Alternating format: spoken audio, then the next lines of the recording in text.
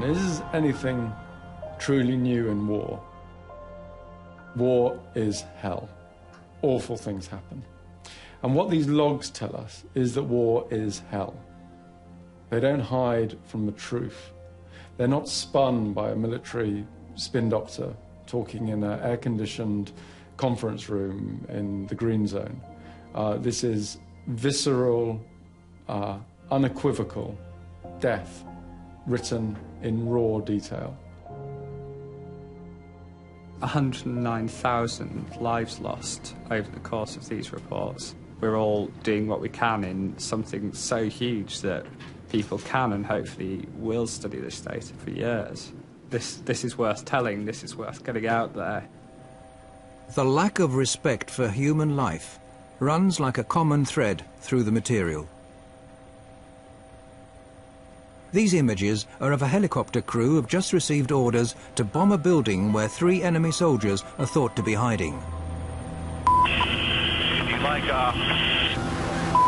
Crazy Horse 1A to put up missile on that building. A passerby suddenly turns up. But the crew don't wait. You lost a missile. The crew could have waited until the man had passed. This is perhaps a measure of how human life was valued in Baghdad. Private cars being pursued by an attack helicopter.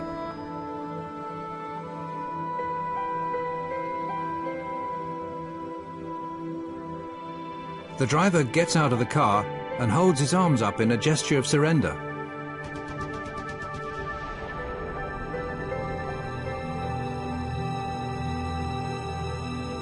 The more horrific the discovery the investigators in London make, the more they get the feeling of being threatened.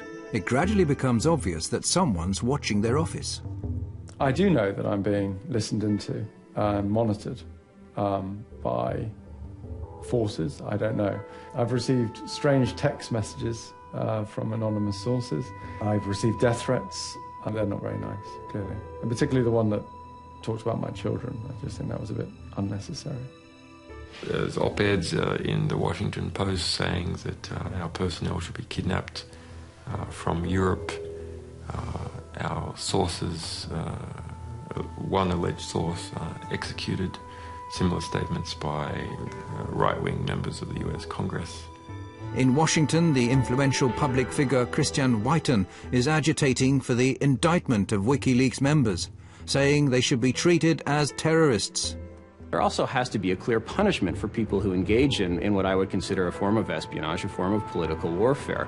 It's not an act of journalism or transparency, but an act of political war against us.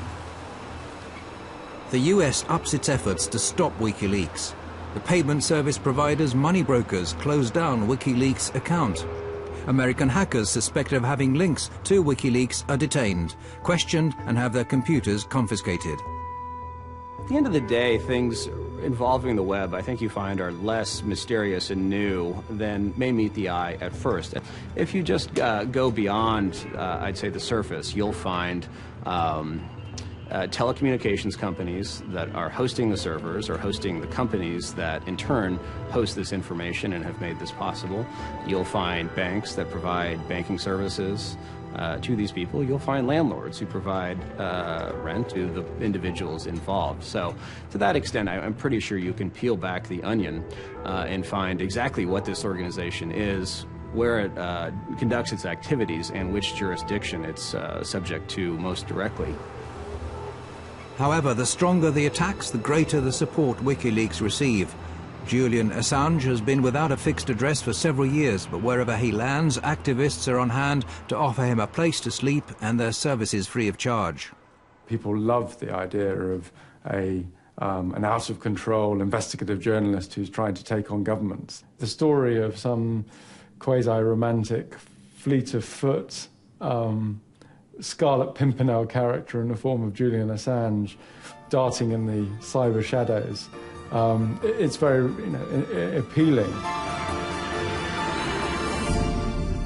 I am very pleased to be amongst so many people I can respect I don't think I have ever been... Assange is an ideal media figure. He's been portrayed as the Lone Ranger of the information age. Who to? Arnie. You are the only one which is sounding like a pure angel. Me? Yes. A pure angel? It's just the hair. Praise and prizes have been poured over WikiLeaks. Time magazine has included Assange on a shortlist for the world's most influential man. You should remember Solzhenitsyn's words that in the right moment, one word of truth outweighs the world. But all is not quiet on the WikiLeaks front. Assange is aware that the Iraqi material that's shortly to be released will generate even more anger. In August, he travels to Sweden. He applies for a residence permit to obtain the protection of the world's most extensive freedom of the press law. Efter dagar av spekulationer så kan rapport nu avslöja att Piratpartiet tar över ansvaret för säkerhet och drift av sajten WikiLeaks dataservrar. Does this mean that WikiLeaks is becoming even more Swedish? I hope so. To start with, everything goes well. Julian Assange is welcomed with open arms. He's invited to major political and trade union venues.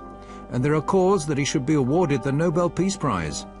Julian Assange gör en blixtvisit i Stockholm. Och när svenska medier får höra om besöket börjar telefonerna gå varma. Ingen vill missa mannen bakom sidan som gjort fler avslöjanden under sin 3-åriga livstid än vad många nyhetsredaktioner tillsammans lyckats med under årtionden. A couple of days later, the picture changes dramatically.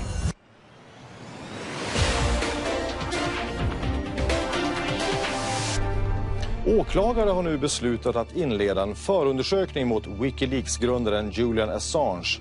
WikiLeaks grundare Julian Assange förhördes igår kväll. Swedish authorities have issued an arrest warrant for WikiLeaks founder Julian Assange.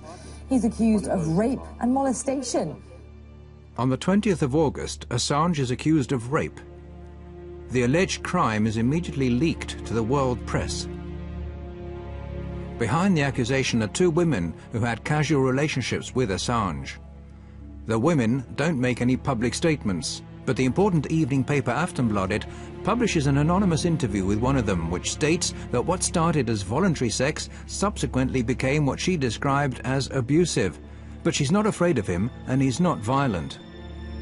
All right, Julian Assange, the WikiLeaks founder and the target of the rape allegations, joins me now on the line. Thank you so much for speaking to us, Mr. Assange. What do you think about this? Clearly it is a smear campaign of some kind. Well, I came to Sweden as a refugee publisher involved with a extraordinary publishing fight with the Pentagon where our people were being detained with an attempt to prosecute me for espionage. So I'm unhappy and disappointed with how the Swedish justice system has been abused.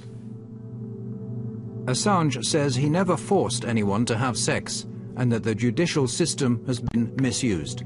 He implies that he's a victim of personal revenge and US pressure.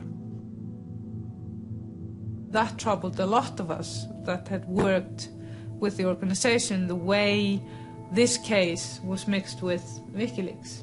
The way, of course, there must have been a party at the American embassy in Sweden when they read these news. It's like, yes, we don't have to do anything except just to pass this on. But whatever the truth is, a shadow has now been cast not only on his but also WikiLeaks' name. The rape allegations lead to a storm of protests from WikiLeaks. WikiLeaks has become the sensation because the 2 last big scoops, and the only scoops that have been actually played into the hands of the mainstream media, are sort of WikiLeaks versus the US or Julian Assange versus the Pentagon. This is not what WikiLeaks is about. It is a site that focuses on all sorts of leaks from all over the world. It has weakened the organization. That is my perception. Too much focused on one person, and one person is always much weaker than an organization